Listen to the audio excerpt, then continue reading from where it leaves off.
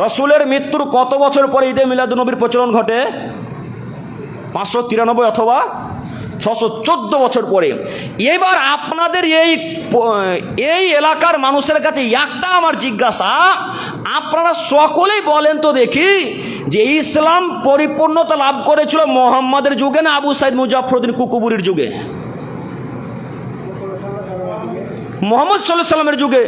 তো ইসলাম যদি মোহাম্মদের যুগে পরিপূর্ণতা লাভ করে, তাহলে আবু সাইদ মুজাফফরউদ্দিন কুকুবুরি কিভাবে একটা নতুন ইবাদত চালু করতে পারে? প্রশ্ন থাকে না অন্তরে? তাহলে আবু সাইদ মুজাফফরউদ্দিন কুকুবুরি মানুষই নন, একেবারে অমানুষের বাচ্চা, অমানুষ। তিনি একটা নিকৃষ্ট বেদাত চালু করে গেছে, এ কথাই চূড়ান্ত। শুধু তাই নয়, আল্লাহ কোরআন মাজিদের মধ্যে বলছেন, আল ইয়াউমা আকমালতু লাকুম দীনাকুম ওয়া আতমামতু আলাইকুম নি'মাতি রাদিতু লাকুমুল ইসলাম দীনাম।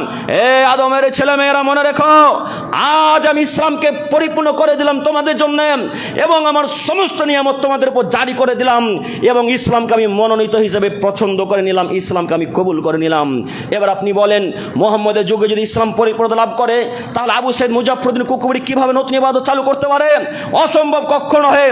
তার মানে বোঝা যাচ্ছে আবু সাইদ মুজাফফরউদ্দিন ইবাদতের মুখে লাথি মারতে হবে, ইবাদত গ্রহণযোগ্য নয়, তাই না? এই ইবাদত গ্রহণযোগ্য নয়। আমি দিনী ভাই বোনদের দৃষ্টি আকর্ষণ করে বলতে চাচ্ছি, আজ থেকে পৃথিবীতে যেখানে যারা ঈদে মিলাদুন্নবীর দিন আহ্বান করবে, ডাকবে, তাদের কোনো দাওয়াত গ্রহণ করবেন ইনশাল্লাহ, হবে না ইনশাল্লাহ? ইনশাল্লাহ। সামনে ঈদে মিলাদুন্নবী আছে 26 অথবা 27 তারিখ, যত সম্ভব।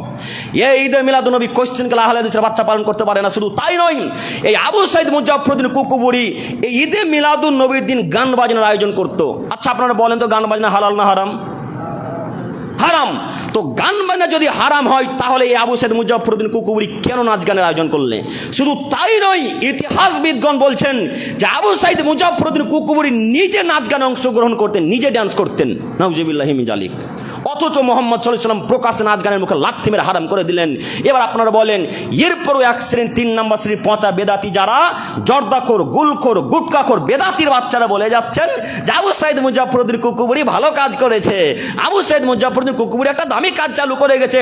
আরে আবু সাইদ মুজাফফরউদ্দিন ভালো মানুষ, কে বললো ভালো মানুষ বেটা? আবু সাইদ মুজাফফরউদ্দিন কুকুবুরি যদি ভালো মানুষ হতো, তাহলে নাচ গানের ব্যবস্থা করতে পারতো?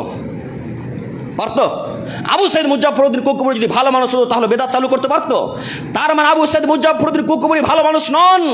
আবু সাইদ মুজাফফরউদ্দিন কুকুবুরি যেহেতু বেদাত চালু করেছে, এই পৃথিবীতে যেখানে যারা বেদাতি কাজকর্ম করবে, কিয়ামত পর্যন্ত যদি এই পাপ চালু থাকে, বেদাত চালু থাকে, তাহলে আবু সাইদ মুজাফফরউদ্দিন কুকুবুরির কবরে কিয়ামত পর্যন্ত পাপ পৌঁছাতে থাকবে, কোনো মায়ের বেটা ঠেকাতে পারবে না, তার কবরে পাপ পৌঁছাতে থাকবে, কথাই চূড়ান্ত। কাজেই বলছিলাম, যে কোনো মূল্যে ইবাদত করার পূর্বে একটু হাদিস করেন, যাচাই বাছাই করেন। জমি জায়গা কিনছেন, তখন কতবার দলিল দেখছেন, কতবার রেকর্ড দেখছেন, কতবার পর্চা দেখছেন।